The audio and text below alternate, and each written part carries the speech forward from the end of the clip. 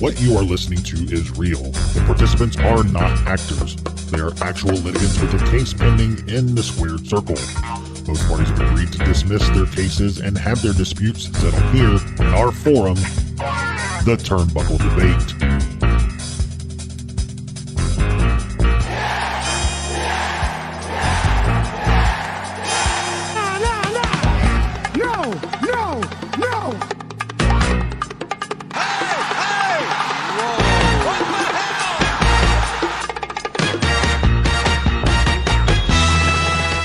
Hey everyone, welcome back to the Turnbuckle Debate. My name is Sneed. I'm Chad. I'm Tom, the OG Fit Kid, the staple of the Turnbuckle Debate. And our guest joining us today from the Know the Ropes podcast, we have CINKO joining us. CINKO, what's going on, man? Thank you. Appreciate it for bringing me on. I appreciate it. I'm glad to be here on the Turnbuckle Debate with the Turnbuckle Tavern. Yes, this is CINKO live and direct with the family.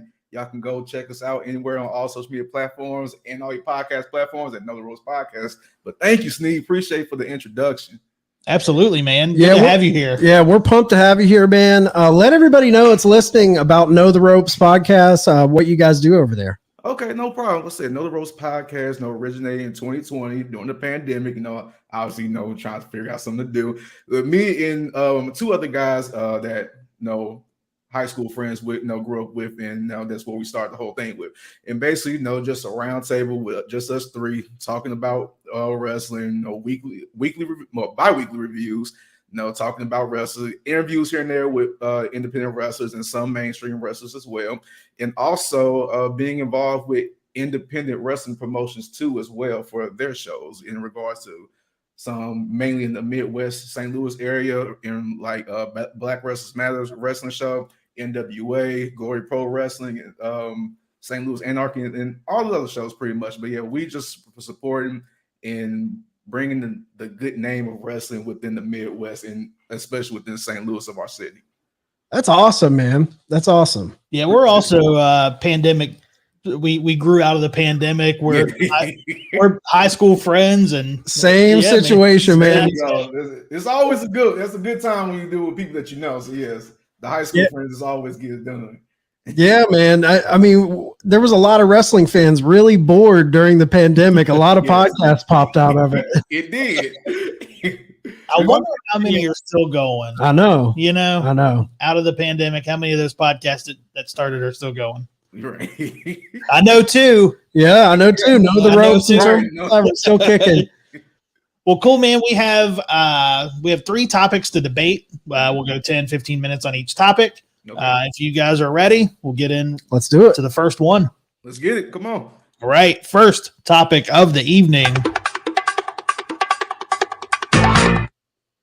Who is the greatest ring announcer of all time? Howard Finkel, next topic. Talk about him, Tom. Talk about Fink. Plead your case. It's an easy case to make, but go ahead and plead it.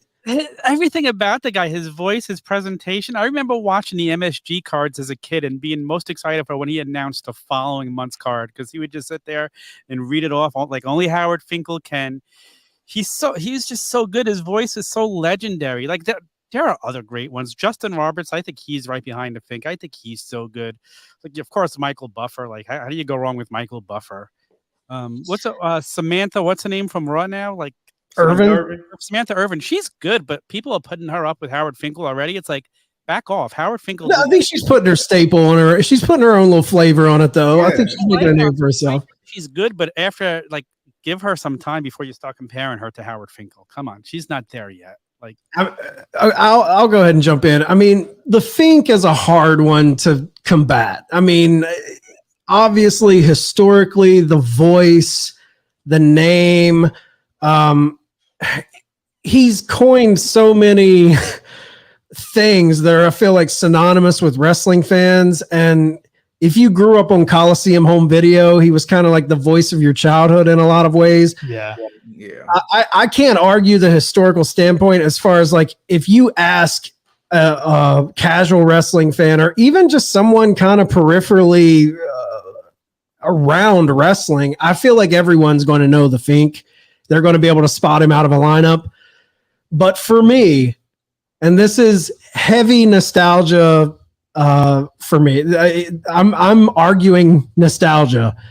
Gary Michael Capetta, NWA, WCW, something about him calling those cards, especially the Clash of the Champions in the early 90s.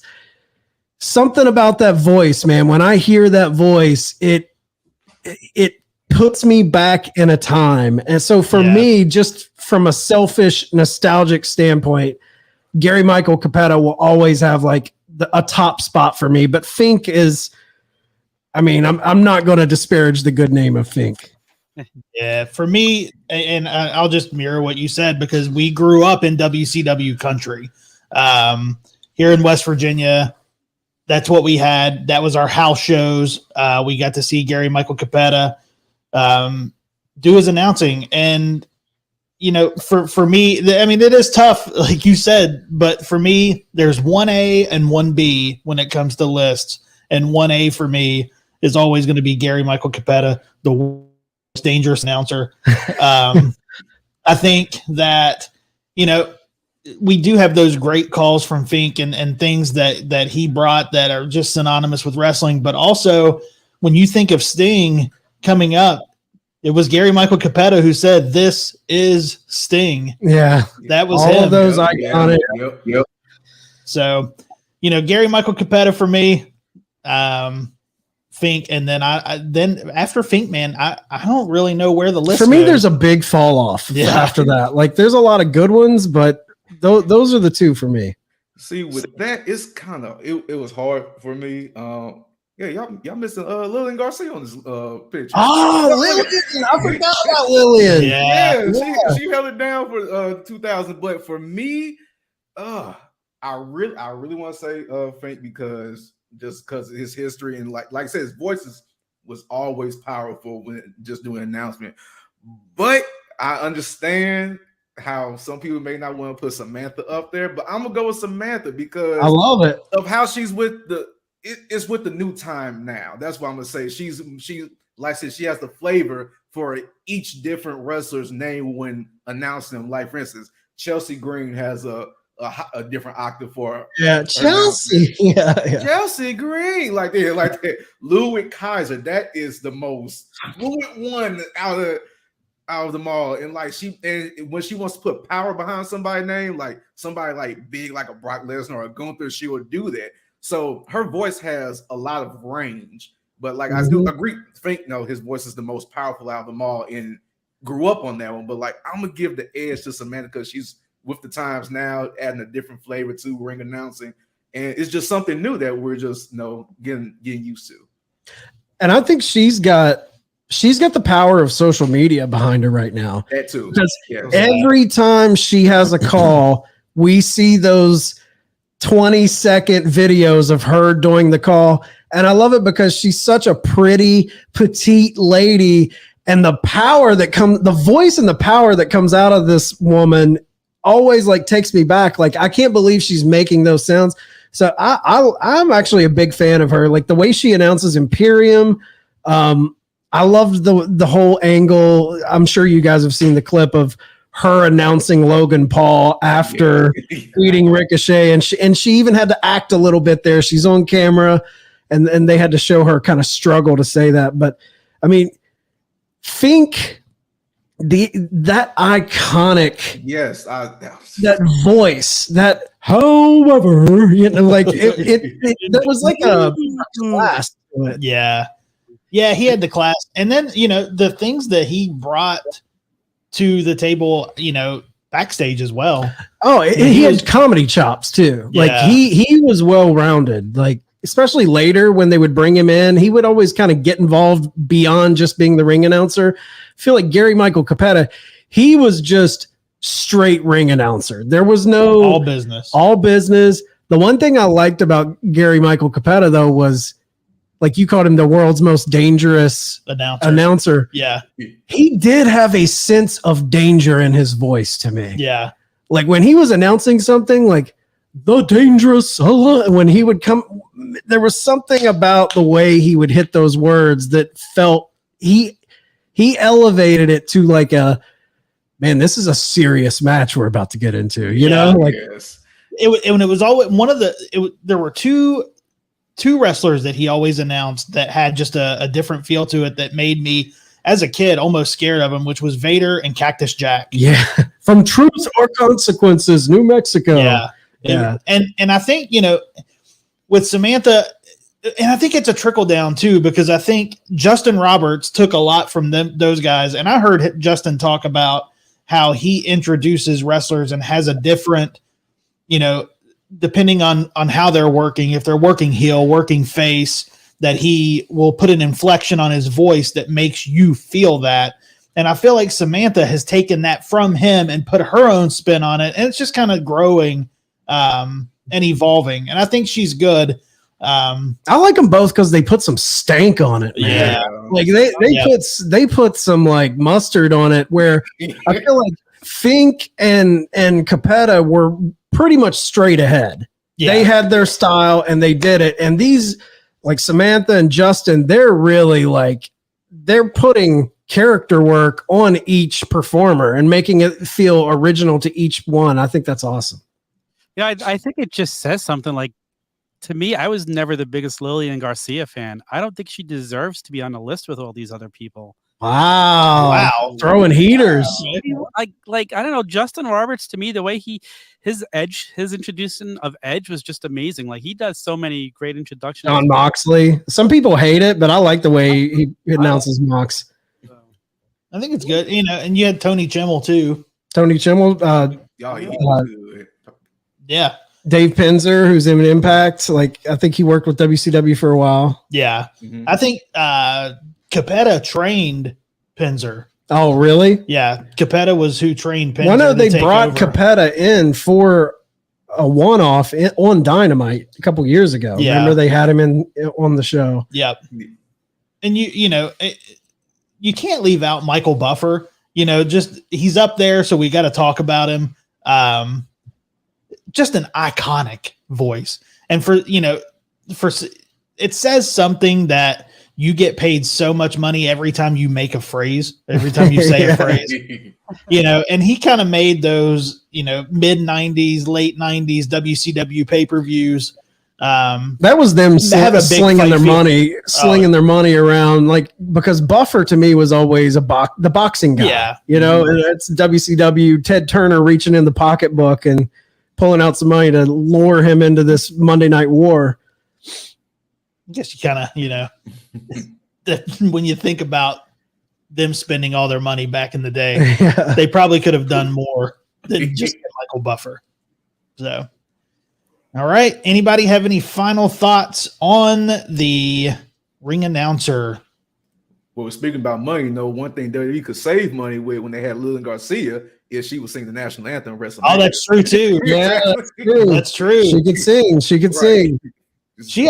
She sang a good. Didn't she? She had a singing career, didn't she? She had a couple CDs come out, or she had an album come out in Spanish too. I think it was in Spanish, one of them. So yeah, and she had the podcast for a while. I don't even know if that's still out there. Her podcast was I used to listen to her podcast. That was good too. You sure know a lot about her, Tom, to hate her so much. I hate her. Hate. What is it? It's a strong word, hate. I didn't say I hate her. I can feel it permeating from you, man. I can just feel the hate coming out of you. It just sounds, just the look on your face and the sound of your voice when you said that you didn't put her up there.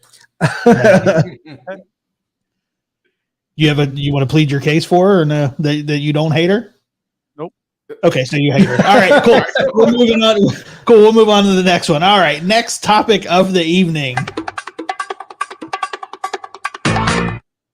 In 5 years, who will be the face of WWE? Now, CINKO, this was your question that you brought to the table, so I will defer to you to go first. All right. See, what this when I brought this question to your attention, it's because a good portion of the wrestlers right now are, in their late stage of their career. And so possibly within that 5-year mark is when they might go part-time or look for retirement, or during that time period, it's time to look for something new because some things might get stale.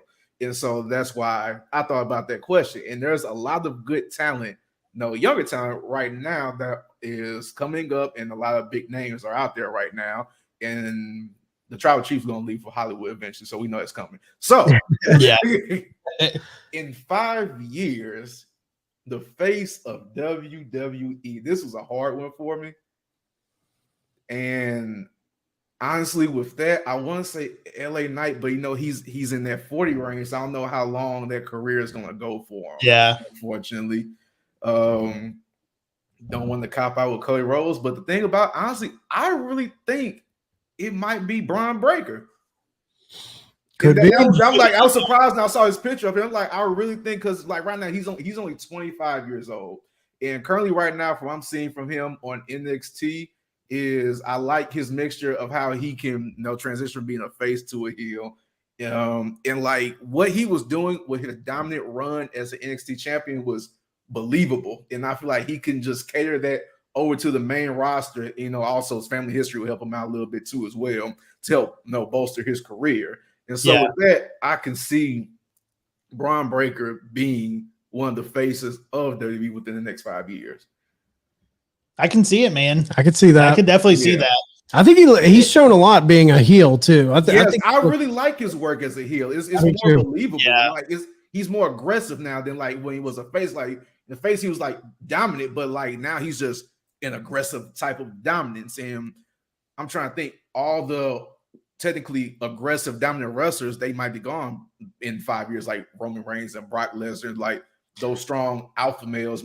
Bobby Lashley, for instance, too, he might be gone in the next 5 years as well. So you need to look for who's going to be that next enforcer coming through within the next 5 years, and I think that will be him. Yeah, I could see it being Breaker. He's a good young talent, and he's young, but I just can't see it being Austin Theory. But I just have a feeling that WWE has their eyes on Ricky Starks. I think. Really? Oh, wow. Whoa. I think you're going completely. I think he's the guy to jump from AEW to WWE. Unless so you think he's going to jump and they're going to make him the face of the company. I'll jump in on this too, you son of a bitch. That's who I was going to pick as well. So really? So Ricky Starks is my pick. Ricky Starks will be the face of WWE in the next 5 years. They're going to build him in AEW. He's not going to re-sign. He's going to go with his friend Cody. He will be in WWE. Wow. Yeah. Wow. I don't see it. I do not see it. I could see him leaving for there, but I just don't see him being the face. I think he has it, and I think they're going to build him. I think he has it, but he does not have that WWE size. He's gaining mass, though. He's gaining mass right now, and in 5 years, man, I think he's gonna build himself up. I honestly do. I mean, me and Snead are together on this one. I think 100% the same thing. That's crazy, both, because before we even went on the debate, Snead told me he has a curveball, and I was like, "Don't tell me what it is." And then when you said that, Tom, I was like, "Oh shit!" And then that's what Snead was. I'm like, I was like, when you said, I was like, "There's no way anybody else is bringing Ricky Starks to the table," and then you said it. That's great. I don't see. I think Starks re-signs with AEW. I think the whole reason they're pushing him right now, and I think Punk is taking him under his wing and giving him more time, I think is a way to make him feel appreciated and used right in the company. Mm-hmm.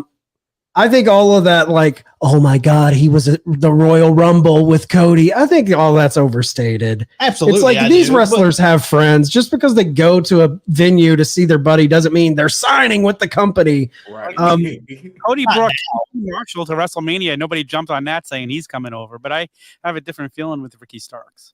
No, I'm with you. I mean, I do think if people think that Cody is not recruiting his buddies, like not even recruiting, but if he's not like, hey man, come over here, I'm sure he is. But 5 years from now, 5 years from now, that's 2029. I think LA Knight's already had his run at the top, and he's probably on the back end of it. Which played a big factor in how I thought about this question. Cody, too. I think Cody's had his run. I think in 5 years, Cody could possibly be going back to AEW. Wow. Like the roads like to move, man. Dusty was always picking up and going to a new territory. Bronson's a big possibility. I think they're cold on Austin Theory. I don't see him as the face. I think he could be a big player, but I don't see him being the face. Mhm. I think Montez Ford is going to be the face of WWE. I think we're seeing right now the early stages of them trying to build their next Rock guy. They're creating this faction with Bobby Lashley and the Street Profits. Yeah. I think within this faction, we're going to see Montez Ford's personality and charisma really start to explode. I think he's going to separate himself from that group pretty similarly to the way The Rock separated himself from Nation of Domination. He's going to be the star that cannot be denied. I do. I think the guy has the it factor, and it would be nice to see them go with someone like that too. Oh, 100%. Like get behind him and push him, like really get behind him and push him. A face for the new millennia, like someone with swag. I think he has it all, man. And he's got Bianca on his arm.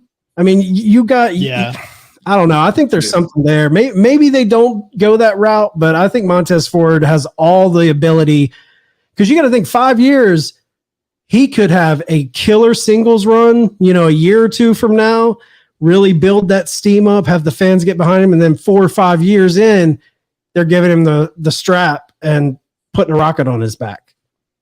Yeah, I can see it, but I think we're also forgetting about somebody else. What do you guys think about Dom? No. Face of the company? No. Yeah. I mean, no way. I would not be shocked. Usually when guys are hated this much, they turn into some of the biggest faces. Oh my God, no. Get him, CINKO. Get him. Go ahead. Strongly. He said you hate Lyric. I said, I hate Rey Mysterio's son. I hate him that much that I will not address him by his name. His father has the most lucrative contract ever to help push and boost this guy to stardom right now. It doesn't make sense. I mean, no, he cannot be the fake. No. I hated Dom when he was coming out with his dad and carrying his dad. I'm like, oh, get this guy out of here. The way they've transformed him has just been amazing. I love everything he's doing now. I just think one day he's going to be so beloved. And he's still Rey Mysterio's son. I don't think he'll ever be Not a beloved baby face no. of the company. Not face of the company. Not at all. Will he have a place in the company and people love to boo him? Yeah. Has he transformed himself? I mean, he was a pudgy shithead that I thought deserved to go to NXT at one point. Yeah, I think he got in shape a little bit. I'll give him that. But to be the face, no, the wrestling isn't there for him to be the face. No. So, him being the heel is working out in his favor because you don't have to do much as a heel, but just a lot of dirty tactics and cheap wins here and there. If he's going to be that type of heel, with that ring work. No, I feel like if he starts molding his craft around not his father's type of wrestling style, because it doesn't work for his body type or the way he moves. Point. Yeah, but if he works like a safe wrestler like the Miz or something like that, it will work out better for him if you start wrestling in that manner. Forget about the frog splash. Forget about the 619. Forget about the hurricane because it doesn't look right when he does it. Just do the basic moves that'll help put you over as a dirty heel. Do some poke to the eyes, rake in the back, things like that. Just those tactics, Yeah. It might be a little bit believable, but at the end of the day, he's still not going to be the face. But that's I can't see him being the face. I mean, look at Miz. Miz is a great heel, but that doesn't make you the face. There's a lot of big case in point. Okay, Randy Orton, Seth Rollins, two of the biggest stars of the last 2 decades, and they've never been the face. Randy Orton was Randy grew up in the Cena era. Cena was during his time, and then Rollins, he's in the Roman era. So it's like you have these guys who are like the top of the top, but when you're living in, like Macho Man, there's no Macho Man era. It's the Hogan era. Right. I like Hogan better than Hulk, but it wasn't the Macho Man era. It was Hogan's era. There's a lot of great guys who never get to be the face. There's one guy for that. And I think Dom 100%. No fucking way he's the face. I don't see that at all. Especially he's not even on the screen here. So what do you guys think of Carmelo Hayes though? He's getting a lot of love from like Shawn Michaels. A lot of people NXT like this guy. I love him. Like his work. I remember just watching him on the independent scene as Casanova and just getting all the way to where he's at now. And it's just been amazing watching that run from the independent scene to NXT to now. But with that, I'm really worried about is if when he gets to that main roster, is if he'll get treated by his size. That's my only thing, because he doesn't have the WWE size, and that I would think will hold him back from being the face. But everything else, like say, he has the personality, the charisma. He's great in the ring, and if they could I'm pretty sure they're not going to do it because they just split them up. But if they could have kept Trick Williams with him, that could have been a good push when he gets to the main roster, just to help him out in a sense, just to keep that assistance going. But just due to the fact that he is small, considering the WWE size, I feel like that was the only thing that's holding him back. Well, I mean, you got these two guys thinking Ricky Stark's size isn't going to hold him back, so maybe. Yeah, I don't think Ricky Stark's neither. I mean, Ricky's not too much smaller than Montez, though. Yeah, and if Montez is a big dude, man. Montez, he's what, 6'3"? Yeah, and he's got a frame. Ricky's, yeah. With Triple H in charge, I think the size matters less. If Vince is going to be involved, then I think size would be the issue. Yeah, look what Triple H is NXT. He had all the guys that size down there, and then Vince would want to turn them into managers. So so we got to see what Vince is going to do in the next 5 years. That's true. Yeah. That's true. That's the determining factor. 100%. Yeah, that'll be interesting. Okay, question about where I think we all probably think Roman within 5 years has probably went on to bigger things, I would say, right? Like, I think he'll probably come back here and there. He'll always have a place. He's a part-timer for sure. Yeah, he's a part-timer within 5 years. Is there any chance, I know he's, pushing 40, he's up in the late 30s. Is there any chance once Roman leaves that Seth Rollins finally slips into that spot into his 40s and carries the company for a little while? Or do you think they're grooming Cody to kind of take that spot from Seth? This seems like it's Cody's spot to take, that he's the one. You have Brock shaking his hand at SummerSlam. You have Cena come out and give him the rub. You have all these guys giving Cody the rub. I forgot about that part. Yeah. I would much rather see Seth slip into that spot, but unfortunately, I do feel like that it's Cody. Yeah. And I don't think that it should be, but I feel like that's who it's going to be right after Roman. Yeah, I feel like Seth just he's one of my favorites over there, but like it's like a little too late for that. I almost think, like you can't really hitch your wagon to him at this point. I feel like he's kind of. And there's no shame in that. I mean, I'm a diehard Viper fan, but Randy always had Cena there. And I feel like but he kind of made his own bones of being, Cena was maybe the baby face of the company, but arguably the best heel of the last 20 years could be Randy Orton. Yeah. Yeah. Somebody that's not on the screen too. How do you guys feel about Walter Gunther?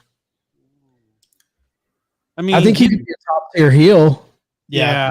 I think he'll be a top tier heel. I think he's going to be around for a while. The guy's so good. Every match he has is friggin' good. I'll throw another name out there. What about Chad Gable?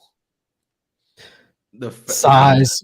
Yeah, not the face, but like he's going to have one of those, oh my God, matches. He finally won a singles title, like on the mid card, here and there. But the face now. I feel like he's so underrated. He's so good in the ring. If they let him wipe off some of the jokester stuff, like he could be another Kurt Angle. The guy, I'm with you. I think he wouldn't even have to wipe off the jokester stuff. Like Kurt Angle That's what made him great, is he was funny in segments, and then he was an absolute killing machine between the ropes. Yeah. Like, Right. he's my dude, man. He's a top 5 guy for me. Kurt Angle, he was bigger than Gable, though. You know what I mean? Like, he did have the more size on him. Yeah, see with Chad Gable, he's just gonna be a solid filler, like for majority of the years within the WWE, because he can do it all. He's durable. He basically has everything when it comes to charisma, mic skills, and all and personality. But like I said, it's just the size is his downfall, and you just don't see somebody that's like what I don't know, he 5'7", 5'8". Yeah. Yeah, just being the face of a company like that as your main champion. He's your utility guy. He just won that match. He won the right to the match against Gunther, right? Yeah. Like, man, I wish they would have waited on that or build that out more and have him be the guy to beat Gunther. I would be all over that. Play up the Olympic gold medal angle going against, the big bad Austrian. I think that'd be an awesome angle. David versus Goliath type of vibes. Like Gunther right now, he's 35 years old. So in 5 years, he'll be hitting 40. Yeah. So a lot of possibilities, man. It's going to be interesting to see what they do and where they go, because the top guys that they have right now, they're not going to be there long. In 5 years, we're going to have CINKO back, and we're going to discuss who. That's going to be a great show. Put it on the counter, man. Right. Imagine that we come back 5 years later, right. and none of us are right. There's somebody that just. One thing's for sure, it's going to be interesting because we are looking at a big changing of the guard in the next few years. I mean, in the next 5 years, there's a possibility we could see Bryan Danielson retire, Roman Reigns leave the business. You could see a lot of those guys could be moving to part-time or leaving altogether. Like, it's going to look so different. It is. It's exciting at the same time as it is like, you love seeing these guys, and it's always good to see things evolve and see new people become stars. But like, you grow so attached to these guys when they leave, it's like somebody rips your heart out. I know. Yeah. And in 5 years, we might be in the 8th inning with the bloodline too. Who knows? Who knows? We haven't even got to the fourth. Yeah, we're at the bottom or top of the third. Yeah. Yeah. So when we come back in 5 years, you're all going to be like, Tom, how'd you know it was going to be Dom? Wow. If Dom becomes the face of WWE, they are in a bad spot. They are in a very bad spot. Yeah, we'll have to change your name on here from Tom to Dom. Listen, Colton would agree with me. He's the one who put him up on the hill to die for. So. That's true. I don't think he put him up on the hill to be the face of the company, though. I think that there's a big difference in what he did versus putting him as the face. That's true. Yeah. Very true. All right. Anybody have any final thoughts? And then we'll move on to the final topic. Nope. All right. Final topic of the evening is Rhea Ripley, WWE's MVP. She's my MVP. I love that woman. if you guys are just listening to the audio version of this, please go to YouTube and watch the video so you can see CINKO's reaction to this picture that just popped up. We all had the same thought. His reaction is how we all feel. So she's everybody's favorite goth girl, man. Yes, I agree. We love mommy. That's all I gotta say. Yes. But with that, I wouldn't say she's the MVP of WWE right now. She's my MVP, but WWE, she's not the MVP currently. Yeah. I mean, she's a good crowd favorite, with the mixture of reactions, of good and bad and everything. But with that, I mean, she's on top of her division on Raw. I'll say that, but I don't think she's on the top of the women's division as a whole. That's just the thing. And so, but no, she's obviously one of the top. Who do you think's on the top of the women's right now? Top of the women's, Bianca. Wow. Yeah, I say it's between Bianca and Becky. It's one of those, because the thing, their character is so strong and they're just so popular that they don't need the title to like boost their ratings, boost their persona or anything like that. They just go out to the ring or walk down the entrance ramp, and they get all the love and power that they deserve and receive.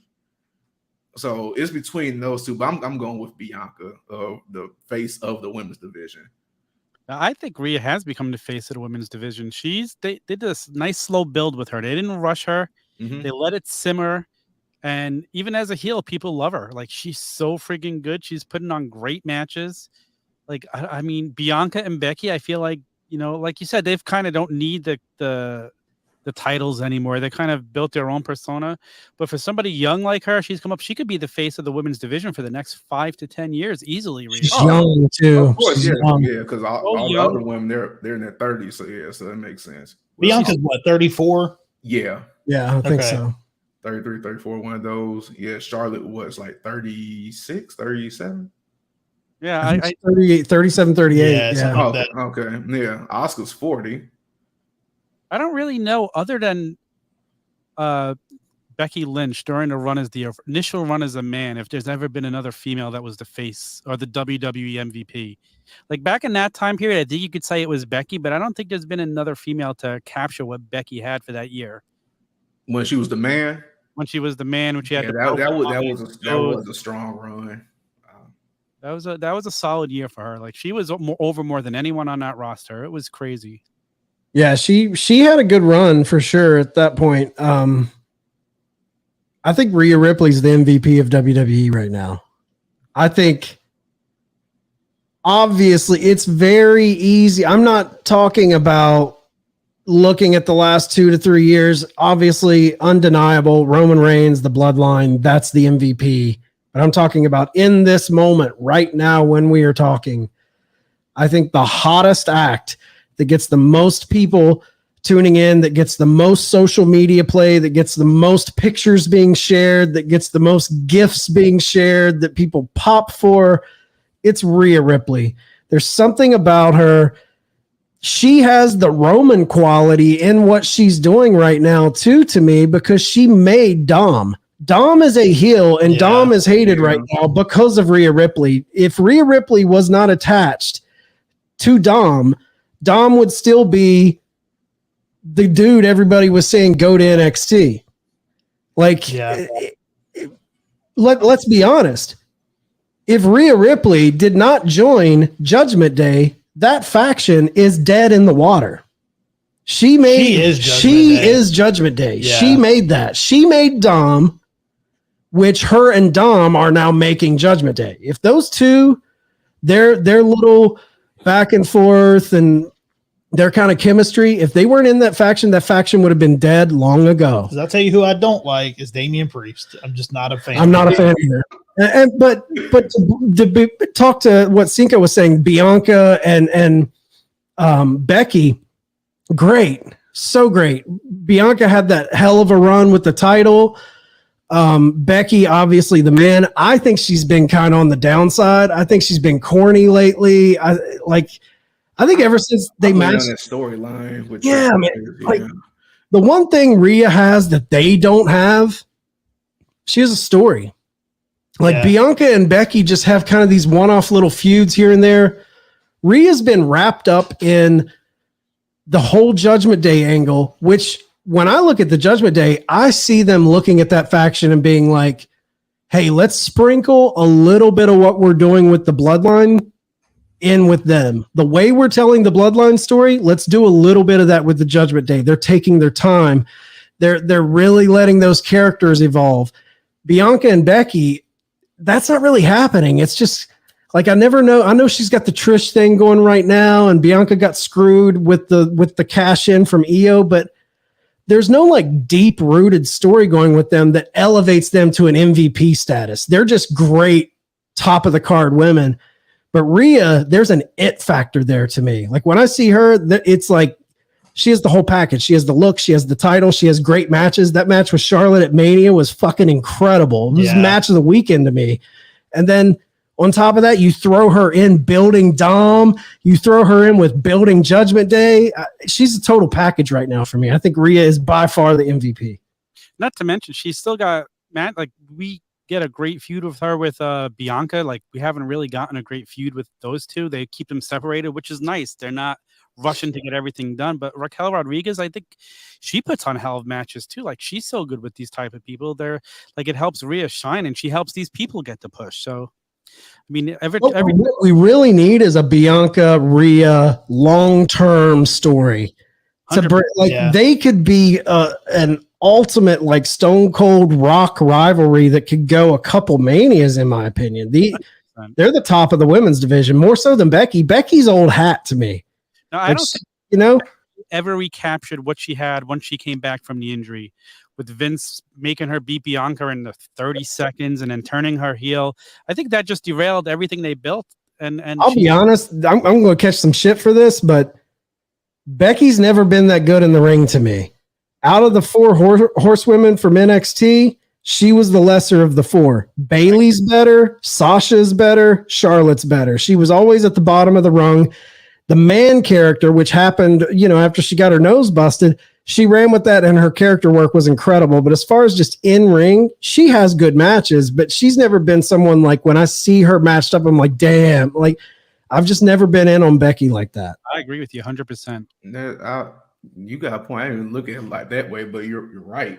Yeah, saying at least with Rhea, she improved in the rings. I remember when she had her first stint as champion, it wasn't there. No, not at all. Yeah, and still had a lot of improvement to do with her character in ring ability.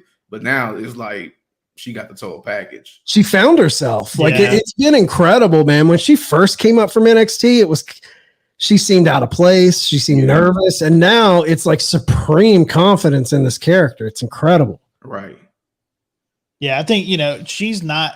I think the one thing that they did with her that has helped her the most, they haven't really, I don't feel like they've rushed Rhea. Exactly. And they've given her, she's had that time to grow. I mean, she's a Grand Slam champion. That's crazy. She's a Grand Slam champion. She has that experience from wrestling on the indies too. So she knows what it's like to be on the indies and to be able to grow. I think she's done well. I think she's grown really well with her promo too. I think she's character. Yeah. Because I never thought she was a great promo, but she has definitely came into her own on that for sure. And you love listening to her speak because she talks about how she talks to everybody in the back and she listens to what all the veterans have to say. She's just a student and she absorbs it all, and you could see how it's paid off for her. And more of the young people should do what she's done. She's built like a brick shit house. Let's be honest here. Yeah, we're just not gonna slide past that fact because and it works. Like she gets it. She's using that. She's every dude's gothic girl, man. Well, that picture she posted on Instagram over the SummerSlam weekend. Oh, yes, come on. Yeah. You would never know she's the same person that was in the first Mae Young Classic when you go back. I know, man. Total reinvention. The tattoos, the black hair. Like, even on Raw, she comes out, she's rocking like the Joan Jett haircut now. She has her... I've never seen someone like do such a transformation where you can just tell she has found who she is, and she totally knows who she is now. Exactly. I agree, and I love that for her. But at the end of the day, I respectfully disagree that she is not the MVP of WWE. Besides, who's your MVP, CINKO? We actually talked about him early on the show. I was waiting for it. It's surprising we brought his name up, but I'm saying Chad Gable. Okay. And I was really thinking about this question we said. I was like, Rhea, she holds a strong point, but for Chad Gable though, it's like he is the gatekeeper for the mid carders, and the mid card part of the show is really hard to keep consistent, because that's usually the time where people may do their restroom breaks, go get some food from concession stands during the show. But when he comes out, or if he has a segment on TV, but backstage or something like that, you want to stay and watch. He helps elevate a lot. Like he helped elevate Maxine Dupree. And like she can't do a lick of anything in the ring, but he made her entertaining by copying things that he did. And like it's hard for somebody like him to try to be to be successful within that business, because you are looking down because you love having the size, so you just think he's going to be just this person you're going to job here and there, throwing a match and get destroyed. But he has this certain versatility about him with being entertaining, being an all-around well worker within the ring. Like you could put him in you see him in these tag team matches with bigger guys like Viking Raiders. He's doing German suplexes to Ivar and like just things like that. He's having great matches with Gunther, and he's gonna have another good one when they have the second go round when he goes for the title. And it's just he's helping out Otis, in this tag team division and that they're in, when they were quote unquote heels and when they were now they're face now. So he's just well versed in just keeping everybody that either he interacts with or wrestles against, keeping them relevant and interested in whatever storyline or whatever match he's in. And it's just hard to just like look the other way when he's on TV. And I mean, I would push back, but most valuable player necessarily doesn't mean top of the card. If you're valuable in your spot, there is something to say about Chad Gable being a resilient dude. This is the guy. What was the gimmick they had on him with the basketball shorts? Shorty G. Come on. For someone to have that and make something with it. And you're right. He is a guy when he's on TV, maybe not for everybody, but for me, when he's on TV, I'm watching. The whole shoosh, got it up. It's a total Kurt Angle type of thing, like that type of silly gimmick. And in the ring, he's an absolute machine. And then he paired him up with Kurt Angle. Didn't he wrestle one of the most matches last year? I think so. That's value. Yeah, so like that adds that there too as well. You're always gonna rely on him when you need some ring work with somebody. That's a good point. Yeah, that's a great point. Again, I would not mind seeing him pushed. At least give him the world title. Give him the fake championship. I love that. The participation trophy. Yeah, let him carry that. I would not be mad if they gave him that. I would be pumped. Yeah. Dude, I would love if they gave it to him and let him go on a year run with it. Like that would be really awesome. Some people would be like, "What are you doing?" I'd be like, "No, this is the type of just watch." I'm tired of seeing the same old faces at the top, man. Throw a wild card in there. Yeah, I could wrestle anybody. He's so underrated and underappreciated in the ring. Yeah, they should. So true, man. You have the same 3 or 4 players at the top, and you don't have that wrench thrown in there. You need that.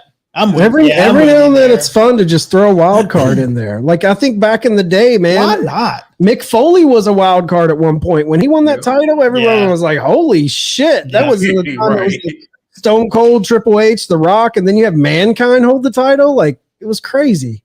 Honestly, right now, I think Gable would be perfect if they set up another legitimate King of the Ring. Like I could see him with that. I'm so over WWE's King of the Ring, though. They've screwed that up, man. Yeah, we can't. I don't want to give him a gimmick win because a gimmick championship. I would say because haven't hurt by it. Yeah, I missed when King of the Ring was good. I miss it too, but it's lost its prestige. Yeah, yeah. It's like they try to celebrate these wins by giving people fake championships, like celebrating Blood Night for winning the Slim Jim Battle Royal. When they gave Braun Strowman a trophy and the belt for winning the Greatest Royal Rumble. Right. It's just like, okay. It's so but what are we doing? Yeah. Pat on the back. Yeah. All right, guys. Anybody have any final thoughts before we move to the round robin? I love RHEA. I love RHEA too. Yeah. I think that's something we can all be in agreement on. Yeah. Nobody's gonna No. All right. So we do have a round robin question. Let's get into that. Round robin. Who turns heel on each other? MJF, does he turn on Adam Cole? Does Adam Cole turn on MJF, or does the bromance continue? for the foreseeable future, like the next 6 months, I'm going bromance continues. Oh wow. I'm going Adam Cole turns on MJF at All In. MJF turns on Adam Cole. That's my prediction. I'm going MJF turns on Adam Cole. I like it. I want to say bromance continues because Jesus, I want this to. I would love for this. It is. I love this tandem. I'm not gonna lie. Yeah. And honestly, it might continue, man, with the because they just put out a 2-pack micro brawler set of the two of those guys. I think Tom. I think for the foreseeable, maybe I could see them moving through All In and All Out with them still being buddies. I could see that. I just think if a turn does happen, I think the big swerve is Adam Cole turning on MJF. They've teased MJF being a babyface. If they could pull off, MJF has pulled off a lot of things. Great Iron Man match, great dog collar match. The one thing he hasn't pulled off that is kind of iconic in the annals of pro wrestling is the double turn. Brett and Stone Cold did the iconic double turn. If there could be a double turn in their match where at the end of the match you're hating Adam Cole and you're loving MJF, that would be a huge feather in this kid's cap. Yeah. Yeah, I just don't know how they do it because MJF is such a bitter guy when he loses his new best friend. He's going to get so low and dirty. I don't know how. I think you keep him. I think he's still a son of a bitch. He's just the son of a bitch that we love, you know? Devil worshippers. That's it. Yeah. He's our scumbag. Yeah. All right, man. What'd you say, Tom? I'm still a scumbag after all. Yeah. You are a scumbag. CINKO, let everybody know where they can find you. It's been great having you on, man. Thank you. Appreciate for having me. Appreciate it. Thank you, everybody, for having me on the Turnbuckle Debate. But this is CINKO, 1/3 of No Roast Podcast. You can find us on all social media platforms, KTR_podcast, Twitter, Instagram, and TikTok, No Roast Podcast, Facebook, YouTube, No Roast Podcast on all podcast platforms, Google Podcasts, Spotify, Anchor, our podcast, Podbean. We are on everything. That was a pro. That was an impressive rundown, man. I love it. Great. Yeah, guys, go follow CINKO and Know the Ropes. They're doing awesome stuff over there. Give them a follow on everything. All right, guys, that's going to wrap us up for this edition of the Turnbuckle Debate. Make sure you guys are going to theturnbuckletavern.com for all of your tavern needs. Tom, look at me. It's your time. Get your shit in. The OG Fig Kid, Twitter and Instagram, Fig Night every Tuesday, 7 p.m. Me and Mike Belcaster. Don't miss it. All right. Court is dismissed.